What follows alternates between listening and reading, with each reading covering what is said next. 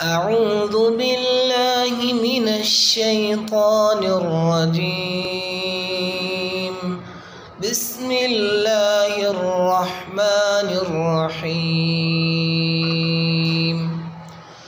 والضحى والليل إذا سجى ما ودعك ربك وما قلى وللآخرة خير لك من الأولى ولسوف يعطيك ربك فترضى ألم يجدك يتيما فآوى ووجدك ضالا